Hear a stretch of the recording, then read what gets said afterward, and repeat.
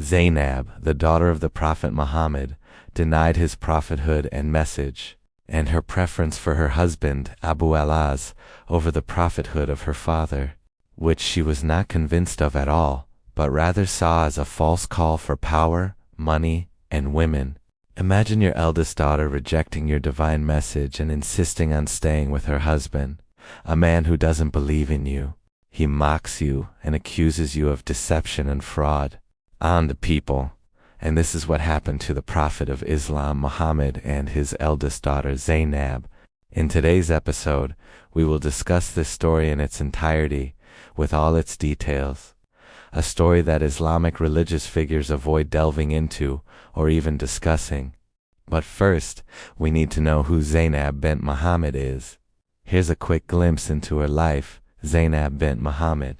She is the eldest daughter of the Prophet from Khadija bint Khuwaylid, and she was born approximately 10 years before the prophetic mission, specifically 23 years before the Hijrah.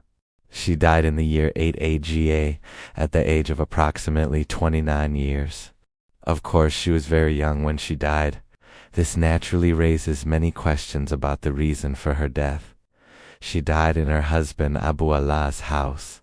He was also her husband and her cousin at the same time, namely Abu al-As ibn Orabi. As I told you, her death at the age of 29 raises many doubts about whether she truly died of natural causes or was killed for rejecting her father's prophecy. She married Alas ibn Orabi, who was her cousin. As I mentioned, Khadija had requested her husband, the Prophet Muhammad, to marry her to him. Khadija was the daughter of Khuwaylid.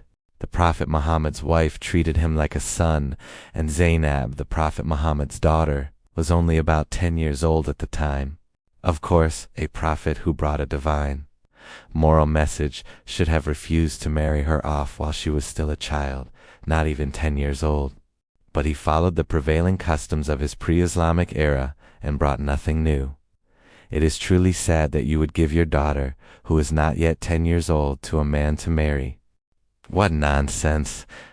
The important thing is that her husband, Abu al-As, rejected Islam and refused to accept the idea that the Prophet Muhammad was a prophet sent by God. In fact, he described him as a hypocrite, the deceitful impostor who specialized in women and claimed to be a prophet. Nevertheless, Lady Zainab, the daughter of the Prophet Muhammad, refused to leave her husband, Abu al-As. Even when the Quraysh demanded that Abu al-As leave his wife Zainab, the daughter of the Prophet Muhammad, this man they considered a charlatan and a false prophet, al-As, refused to give up his wife Zainab, and he would reply to them saying, "No, by God, I will not leave my companion." Here by companion he meant his wife Zainab, who bore him a son and a daughter. The son's name was Ali, and he died young. The daughter's name was Umama. Ali ibn Abi Talib married her after the death of Fatima al-Zahra. Of course, because the Prophet was against Ali ibn Abi Talib marrying another woman while Fatima was alive. This is against Islamic law, which he said was a law from God, namely the law of polygamy. The Prophet Muhammad ordered Ali ibn Abi Talib not to marry another woman while she was alive, and this is obviously against the alleged law of Allah that Muhammad himself established. So, of course, he would establish the law but not enforce it on people, meaning those close to him like his daughter Fatima. This is very strange indeed. Ali ibn Abi Talib married her after the death of Fatima al-Zahra, and Al-Mughira ibn Nafal married her after the death of Ali ibn Abi Talib. In summary, there was a girl named Zainab, the eldest daughter of the Prophet Muhammad, the future messenger of Islam. She married a man she loved very much named Abu al-As ibn al-Rabi, a shrewd merchant from the elite of Quraysh. It was a beautiful ordinary marriage.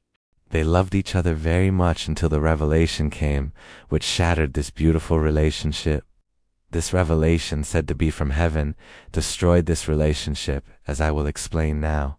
Muhammad, her father, emerged with a divine message, calling the Quraysh to a new religion that no one had heard of. He called them to break the idols and to believe in the one and only God. even though he always presented himself as God and his messenger, as God and his messenger. But his daughter Zainab rejects this message, and the most serious question becomes, what will Zainab do with her husband who doesn't believe in him? Will she believe her father and leave her husband? Or will she stay with the one she loves, even if he is a polytheist? This is not just an ordinary love story, but the first real clash between emotion and religion in the Prophet's own household. Interestingly, many accounts suggest that Zainab wasn't safe from the beginning, but rather that she wasn't safe even after she went to her father, after she was forced to go to him to save her husband. She didn't convert, but she wanted to save her husband. She clung to her love for him against her father's wishes and against this terrifying revelation. Was Zainab the rebellious daughter, or was she a woman seeking peace in her home? Is that why the early Muslims were ashamed of her story, so they concealed its details? You won't find many people talking about Zainab, the daughter of the Prophet Muhammad. You'll find them talking about Fatima al-Zahra and others. But no one talks about Zainab because they know very well that she did not believe in the message of the Prophet Muhammad, her father, nor did she believe in his call or his prophethood. They know that very well. Let's return to the story of Zainab, the daughter of the Prophet Muhammad, and her husband, Abu al-Azhar, after the Hijrah, meaning the migration of the Prophet Muhammad, to Medina. Abu al-Az went out with the Quraysh to fight against the Muslims in the Battle of Badr, which took place in the missing year. His wife, Zainab, remained in Mecca. With the end of the battle in favor of the Muslims, Abu al-Az was taken prisoner by the Muslims. The one who captured him was named Qurash ibn Sama. When the people of Mecca sent money to ransom their captives, Zainab, the daughter of the Prophet Muhammad, sent a ransom on behalf of her mother, Khadija bint Khuwailid, for her husband.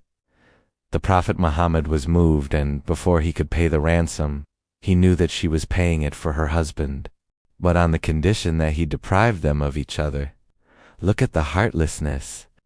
He stipulated to Abu al-Az that he return her to him in order to spare his life and erase his trace.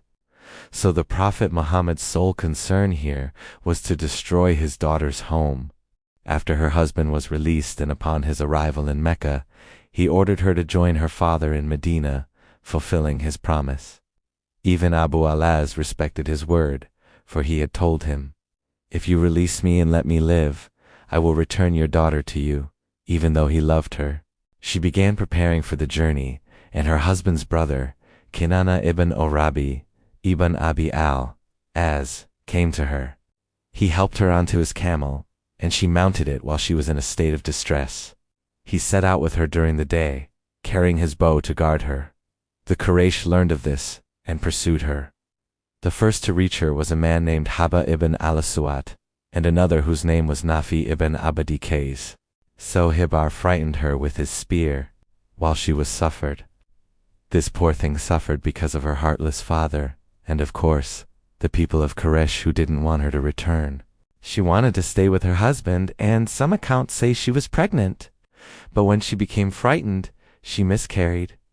This means her child died, and some say that the reason for her death at such a young age, she was 29. Because of this journey that her father forced her to take, insisting that in order to be released he had to return his daughter to him, she became very ill during this journey. She suffered a miscarriage and bleeding, and some say she was killed. Some scholars of Islamic history say that she was killed because she refused her father's invitation, thus posing a threat to him. It's a very sad thing. What kind of religion is this that commits such horrors and atrocities? It's very difficult to comprehend. The Prophet Muhammad later sent a detachment to kill Hibr and Nafi, who had followed his daughter Zainab.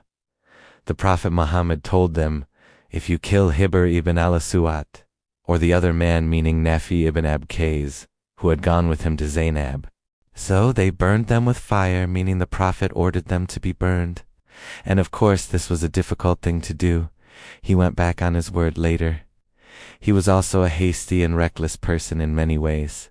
Who does this mean when he asked them to burn them with fire? He had previously said that burning should not happen because burning is from God alone.